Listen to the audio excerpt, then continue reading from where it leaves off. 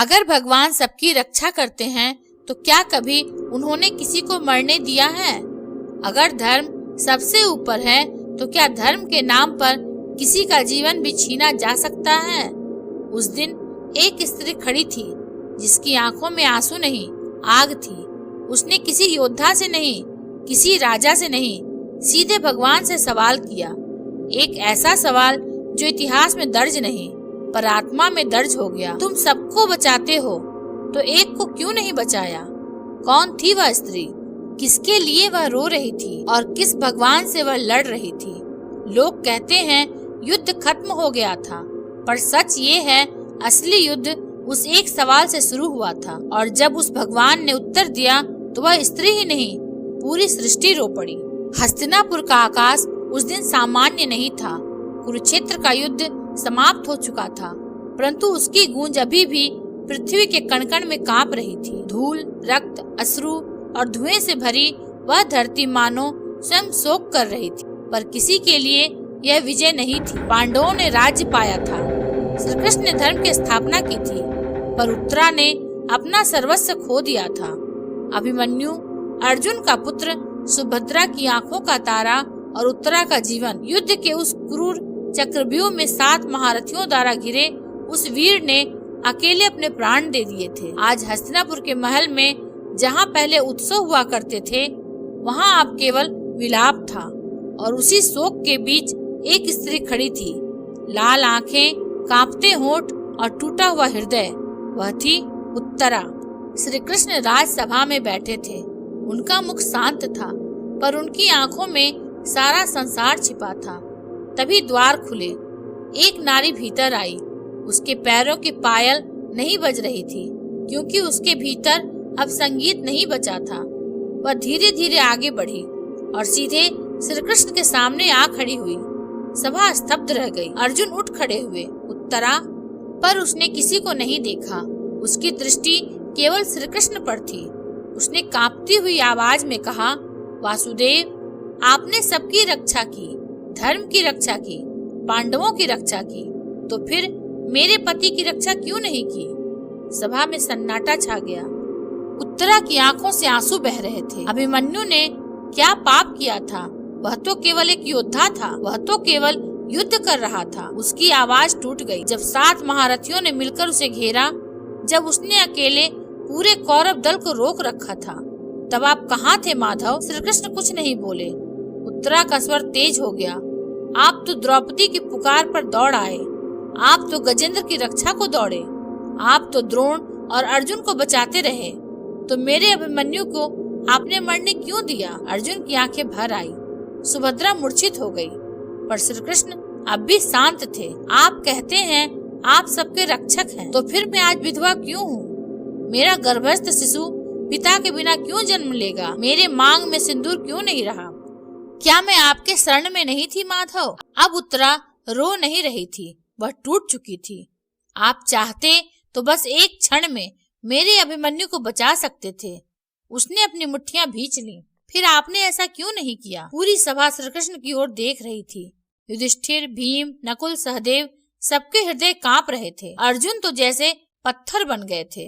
अंततः श्री कृष्ण धीरे धीरे खड़े हुए। उनके चरण भूमि पर पड़े, मानो स्वयं समय रुक गया हो। उन्होंने उत्तरा की ओर देखा। उनकी दृष्टि में करुणा थी, और वह करुणा किसी भी माता पिता के आंसू से भारी थी। श्री कृष्ण ने बहुत शांत स्वर में कहा, उत्तरा, बस इतना ही। पर उस एक शब्द में पूरा ब्रह्मांड कांप उठा। श्री कृष्ण बोले, तुम समझती हो मैं अभिमन्यु को बचा नहीं सकता था? क्या मैं चाहूं तो मृत्यु को रोक नहीं सकता? क्या मैं चाहूं तो समय को मोड़ नहीं सकता? उत्तरा ने सिर उठाया। श्री कृष्ण की आंखों में अग्नि थी। मैंने अभिमन्यु को मरने दिया क्योंकि वही धर्म था। सभा में सिहरन दौड़ गई। धर्म? उत्तरा के होठ कांपने लगे। मेरे पति की मृत्यु धर्म थी? श्री कृष्ण बोले, अभिमन्यु केवल तुम्हारा पति नहीं था, वह एक ऋषि का पुनर्जन्म था, जिसने स्वर्ग में वरदान मांगा था कि वह मृत्यु का वह रूप देखना चाहता है जिससे उसका नाम अमर हो जाए। उसकी आत्मा युद्ध के लिए ही आई थी। यदि मैं उसे बचा लेता तो उसका यह वरदान अधूरा रह जाता। उत्तरा स्तब्ध थी। लेकिन मैं तो उसे खो बैठी। श्री कृष्ण ने धीरे से कहा, तुमने उसे खोया नहीं, तुमने उसे अमर कर दिया। अमर? क्या अमरता मेरे सूने बिस्तर को भर देगी? क्या अमरता मेरे बच्चे को पिता दे देगी? मुझे अभिमन्यु चाहिए था माधव, मुझे नाम नहीं चाहिए था। उसकी आंखों से आंसू की धारा बह रही थी। सभा में कोई भी बोलने का साहस नहीं कर रहा था। श्री कृष्ण ने धीरे से कहा, तुम्हारा दुख सही है उत्तरा, पर सत्य इससे भी बड़ा है। श्री कृष्ण की वाणी अभी थमी नहीं थी। सभा में हवा तक चलना भूल गई थी, पर हृदय उत्तरा और श्री कृष्ण के बीच चल रहे उस मौन युद्ध को सुन रहा था। श्री कृष्ण बोले, उत्तरा, तुम सोचती हो कि मैंने अभिमन्यु को त्याग दिया, पर सच्चाई यह है कि मैंने उसे स्वयं अपने हृदय में धारण किया था। उत्तरा ने आंखें उठाई। जब वह चक्रव्यूह में घिरा था, जब 7 महारथी उसे चारों ओर से मार रहे थे, तब हर प्रहार पहले मेरे हृदय पर पड़ा था। पर यदि मैं उस दिन उसे बचा लेता तो एक और भयानक अन्याय होता। उत्तरा सिसक पड़ी। कौन सा अन्याय? श्री कृष्ण की आवाज गहरी हो गई। यदि अभिमन्यु जीवित रहता तो अश्वत्थामा द्वारा छोड़ा गया ब्रह्मास्त्र तुम्हें कभी लक्ष्य नहीं बनाता, और तब तुम्हारा गर्भस्थ शिशु कभी परीक्षित बनकर जन्म ही नहीं लेता। सभा सिहर उठी। परीक्षित? युधिष्ठिर ने धीरे से नाम दोहराया। श्री कृष्ण बोले, उत्तरा, अभिमन्यु की मृत्यु केवल अंत नहीं थी, वह भविष्य का द्वार थी। उसी रक्त से एक ऐसा राजा जन्म लेने वाला था जो इस बिखरे हुए संसार को फिर से जोड़ेगा। उत्तरा कांपने लगी। श्री कृष्ण ने आंखें बंद की। जब अश्वत्थामा ने क्रोध में तुम्हारे गर्भ पर ब्रह्मास्त्र चलाया था, तब मैंने स्वयं तुम्हारे गर्भ में प्रवेश किया था। तुम्हारे शिशु को अपने हाथों से ढककर मैंने उसकी रक्षा की। उत्तरा, मैंने तुम्हें विधवा बनाया नहीं, मैंने तुम्हें इतिहास की जननी बनाया। अब उत्तरा रो रही थी, पर यह रोना पहले जैसा नहीं था। माधव, इतिहास मेरा हृदय नहीं समझेगा। मुझे आज भी अभिमन्यु की याद आती है, उसकी हंसी, उसकी आंखें, उसकी आवाज।